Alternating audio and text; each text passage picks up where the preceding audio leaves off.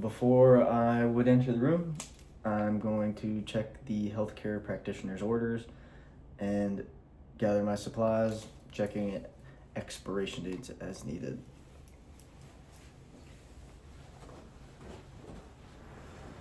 Gonna enter the room, close the door for privacy, and at the doorway, I'm going to make my general assessment.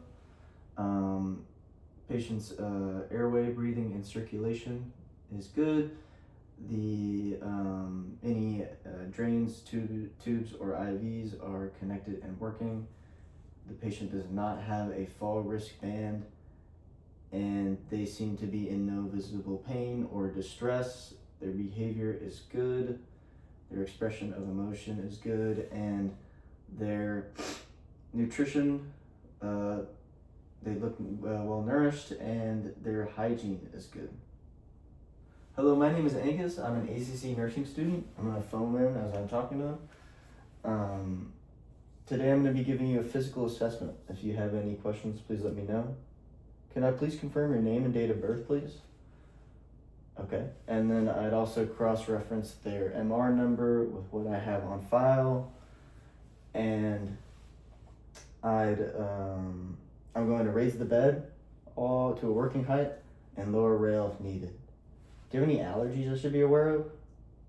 Okay, good.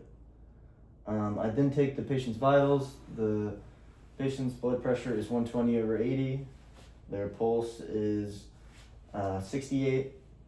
Their respirations are 14, and their pulse oximetry is 98, and their temperature is 97.6. Do you wear any glasses or contacts? Okay. Do you have any numbness or tingling you're aware of? Okay. And do you know where we are right now? Could you tell me your name one more time? And do you know what month we're in? Patient is alert and orientated ×3. I'm then gonna go ahead with my neurological assessment. Could you please close one nostril for me and breathe out the other? And do the same for the other side? Okay, good. I'm then gonna be checking the patient's nostrils, making sure the mucous membrane is pink and moist. Could you open your mouth for me, please? I'm then going to look in the patient's mouth, making sure there are no lesions, sores, or anything like that. Could you turn your head to the left for me? Checking external ears for any drainage, and then turn to the right for me. No drainage, and their external ears are clean. Any pain when moving your neck? Okay, patient is clear and understandable.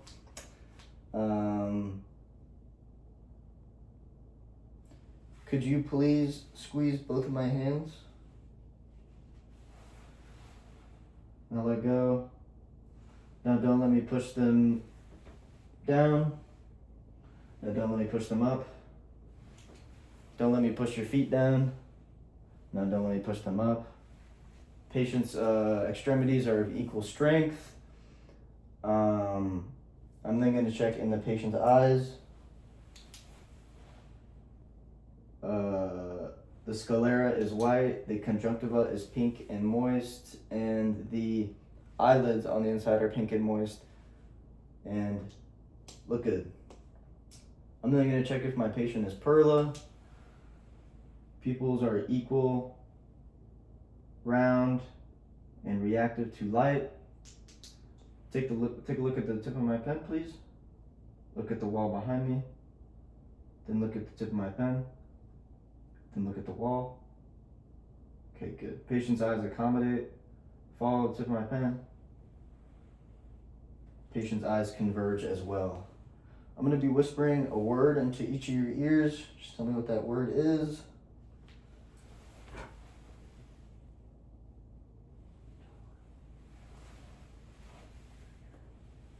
Patient has no hearing deficits. Next, I'm going to be checking the patient's cardiovascular Uh, System. First, I would check the patient's apical site for the rate and rhythm, which is at the fifth intercostal space of the patient's left side, mid-clavicular line. The rate and rhythm is normal, and then I check each site and listen to them. Which I check first I check the aortic site, which is from the patient's right clavicular notch, and the second intercostal space, which is the aortic site, and that is an S2 sound. Then I go to the opposite side below the patient's left clavicular notch in the second intercostal space, which is the pulmonic site. Then from down from the clavicular notch, I go down to the fifth intercostal space, which is the tricuspid site, and then the mid-clavicular line and the fifth intercostal space, which is the mitral site, which is an S1 sound. I'm then going to be checking the patient's extremities for any peripheral edemas. I'm inspecting them, and there seems to be none. They're all of equal circumference. And I then check each finger on each hand for the capillary refill. It is less than 2 seconds. Also checking the toes. Capillary refill is less than 2 seconds. I then check the patient's peripheral sides, making sure they're bilateral and equal. Temporal, carotid, brachial, radial, femoral, popliteal, and dorsalis pedis, and posterior tibial.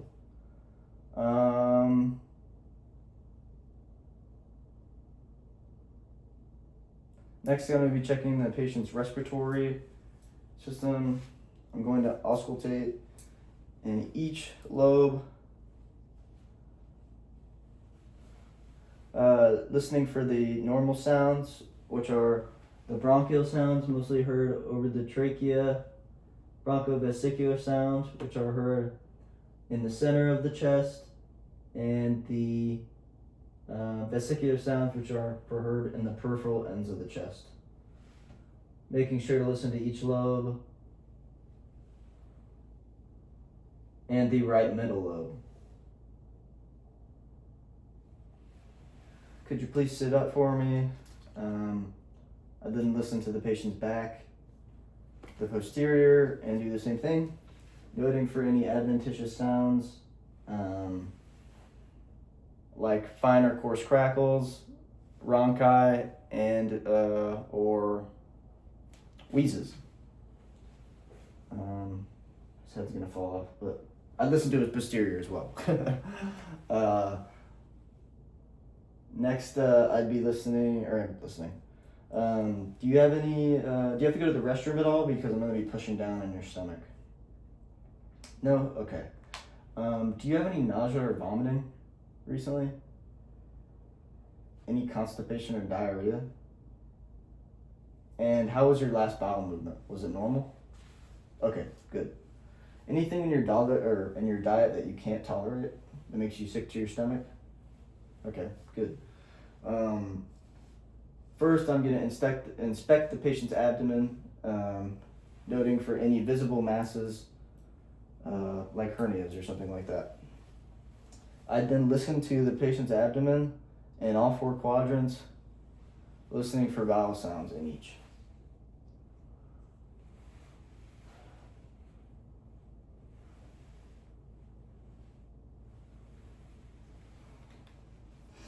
Then I palpate the patient's abdomen in all 4 quadrants, noting for any pain and or masses.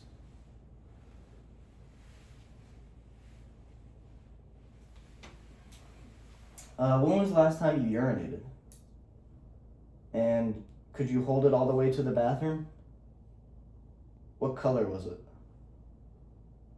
And did it have any odor? Okay, good. Any pain or discomfort while urinating? Okay, good. I saw the patient get up and walk across the room. Their gait was steady. Their extremities are all in alignment and symmetrical.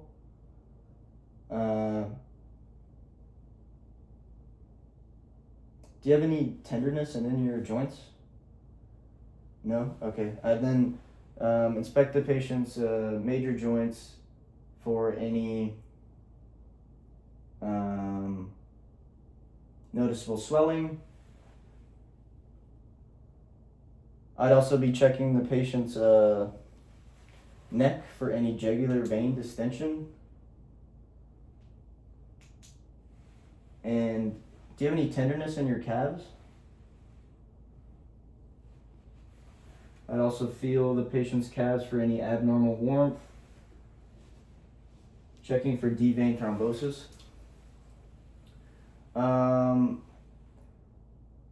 Could you please extend your arms for me? Now flex them.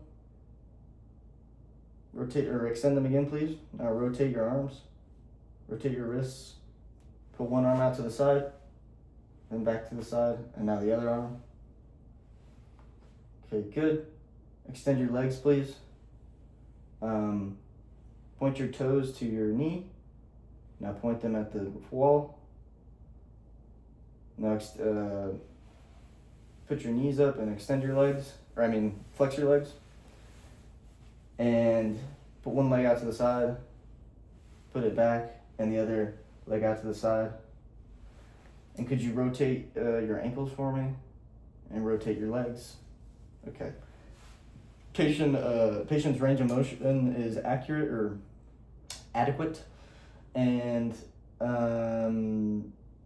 then I'd be inspecting the patient's skin, making sure it is warm, dry, and intact.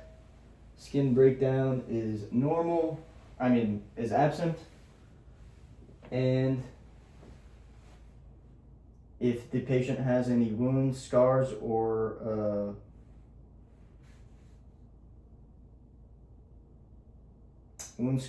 bruising, I'd make sure the wound is clean, dry, and intact. And next, I'm going to be checking the patient's skin turgor, pinch their forearm, make sure there is no tenting. Patient is adequately hydrated. And that concludes our physical assessment. I'll be leaving. I'll be back within 15-20 minutes. If you need anything, your call bell is right here, within reach. Before I leave though, do you have to go to the restroom? Are you in any pain? And are you in a comfortable position? I'm gonna move this cart over here with all your possessions on it, so you don't have to get up and move to get your possessions. And I'm gonna lower the bed down all the way and raise the rails up and foam out. Wash my hands.